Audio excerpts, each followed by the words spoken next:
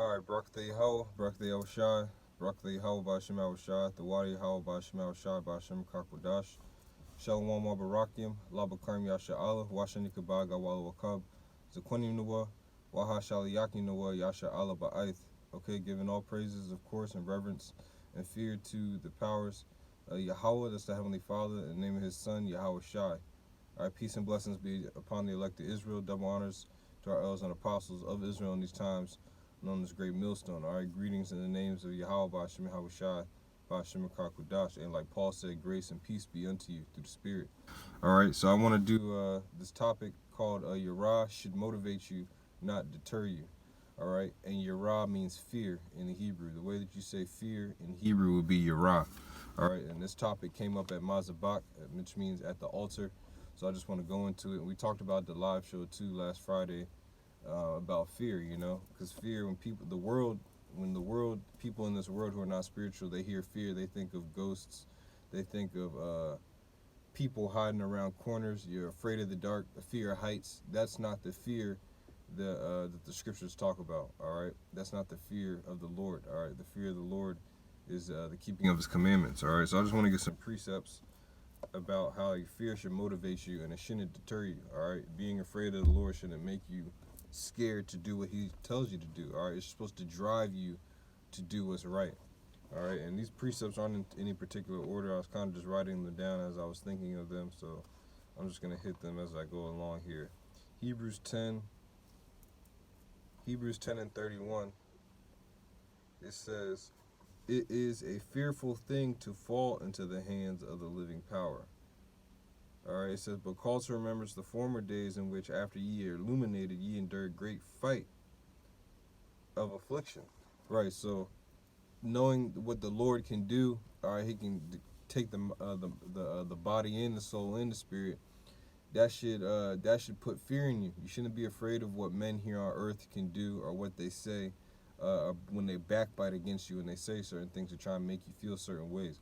All right, you have to catch those emotions aside and only fear Yahweh Ba'ashem Yahushai, because it's a fearful thing to fall into His hands.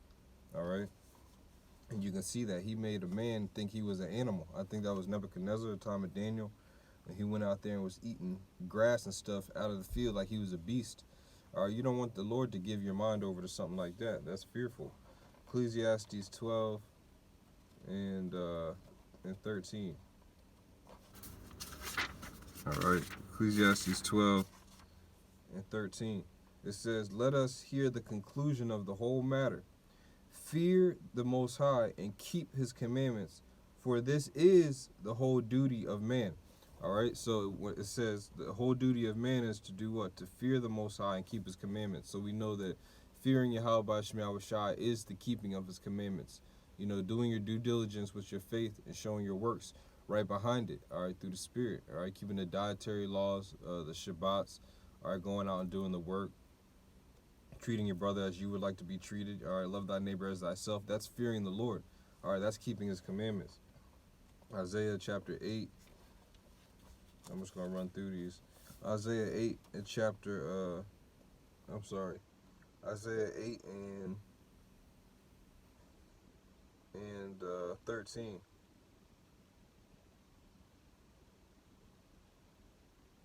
Isaiah Salaki, Yeshaya 8 and 13. "Sanctify the Lord of hosts Himself, and let Him be your fear, and let Him be your dread." All right, because when you fear Yahweh Ba'ashem Yahushai, you're letting Him know that nothing here on earth, all right, can deter you. All right, only He is the one that should bring the motivation. And when you dread Him and you fear Him, He makes other people dread and fear you. All right, because you have that spirit within you, you have that doctrine, you have that righteous speech. All right, and oracles from Yahweh Ba'ashem Yahushai. All right, so that should be your fear. That should be your dread, because what He speaks is truth. He says things before they happen, and then it happens. There's power behind that, and you should fear that. All right, this is Psalms, and that shouldn't deter you. That should motivate you to know that that power is on your side.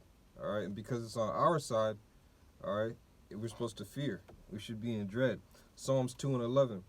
"Serve the Lord Yahweh Ba'ashem Yahushai with fear, with Yarah, and rejoice with trembling." So we're supposed to serve Him. Our servitude is supposed to be with fear, All right, when you're fearing, there's no room for pride. You're being humble. There's nothing but humility when you serve Yahweh Bashim Yahweh Shai.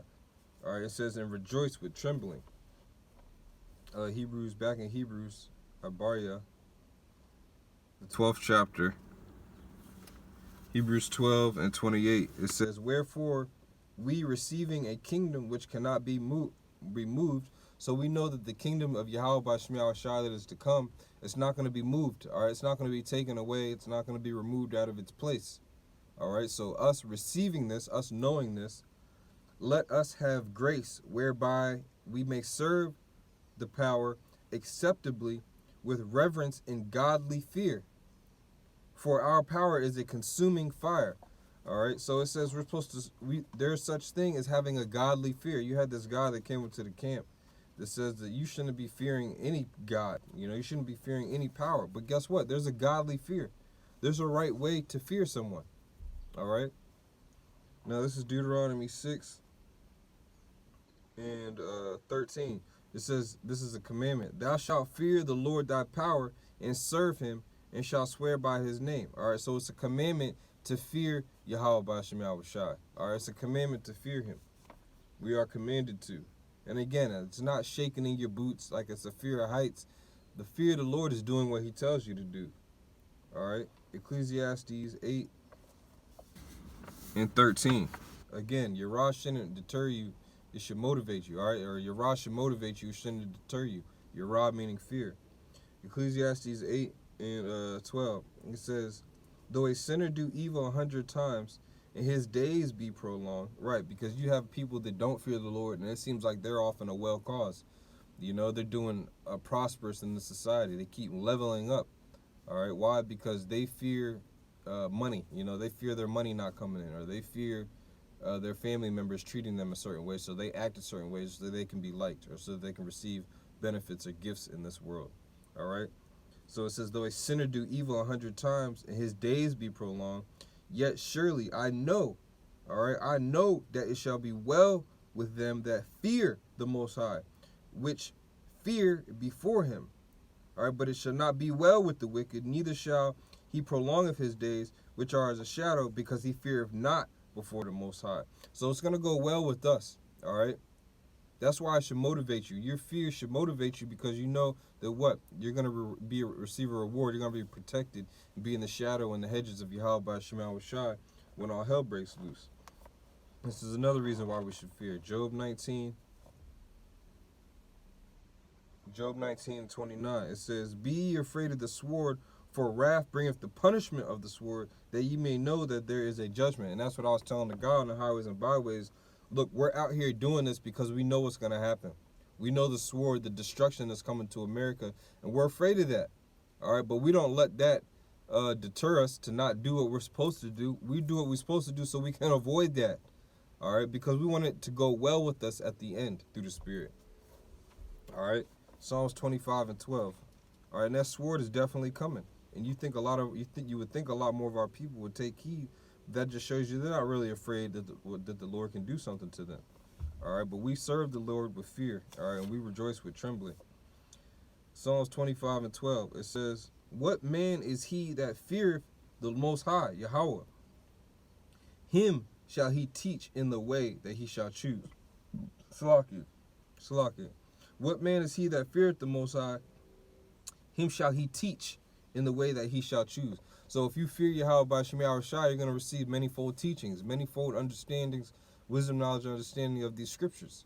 All right, but if you don't fear him, all right, if it's deterring you or you're becoming wavering because of your fear, the Lord's not going to shed light on you. You're still going to be in darkness because you're not receiving it the right way, all right, in the way that he shall choose for you. All right, so that's another reason to fear Yahweh Bashim Yahweh Shai with purity of heart. Now I said to the meek, or I'm sorry, to those that fear him would he teach, okay? He would teach his way. Ecclesiasticus 1, and we were bringing this out a lot too, so I'm going to just bring it out again. Sirach chapter 1, verse 14, it says, the fear of the Lord is the beginning of wisdom. All right, so you can't even go nowhere or get started anywhere unless you have the fear of Yahweh Bashim Yahweh Shai. That's the beginning of wisdom. It says that it was created with the faithful in the womb. All right, meaning it says it was created with the those that believed from the beginning. All right, so first you have to believe. You really have to believe from jump, and then that belief is going to drive you to fear. I did a video way back called "Your Fear Should Motivate You." All right, or ask yourself, how afraid am I of the Lord? Because that's going to determine how motivated you stay, depending on how much you fear. All right, and I'm gonna read the scripture. Yashawan ba Yasha Allah Shalom Akia Yabashim Shabrakata Bashim Kakwadash to you and all the Akim down there in the Bahamas. Alright. Sirach chapter 2 in verse 7 it says, Ye that fear the Lord wait for his mercy, and go not aside lest ye fall. Ye that fear Yahweh Bashim Yahushai believe him, and your reward shall not fail. Ye that fear Yahweh Bashim Yahushai hope for good. So you see that when you fear the Lord, it's not supposed to deter you. It's supposed to motivate you to hope that something good's going to happen to you in the long run. And for everlasting joy and mercy, and that's what we want. We want everlasting joy and mercy to be bestowed upon us. But it's not going to be brought upon us if we're not fearing him correctly. If we're letting our fear shake us up, to scare us from doing what we're supposed to do. All right, Psalms 128 and 1. At the water for the precept, Akia. Bless up. This is Isaiah, I'm sorry, not Yeshaya. This is Thahalim, or Psalms 128 and 1. Blessed is everyone that feareth Yahweh, Ba'ashem Yahushai, that walketh in his ways. So if you fear the Lord, that means what? You're blessed. You're not cursed. There's nothing wrong with you with fearing the Lord. And that's what the guy on the highways and hedges was trying to say, that when you fear somebody, that's not showing respect to them or something. I forget what he was saying. He was bugged out. One of them 5% of conscious dudes. But you're not getting cursed. There's nothing wrong with having a healthy fear of Yahweh Ba'ashem Yahushai. That's actually the best antidote for you. All right? Proverbs 13 and 13. Proverbs 13 and 13 says, Whoso despiseth the word shall be destroyed. But he that fear, you see that? The Lord, he going to put that fear in you before he makes you understand, man. Before you can understand and get anywhere, he wants you to know off the rip.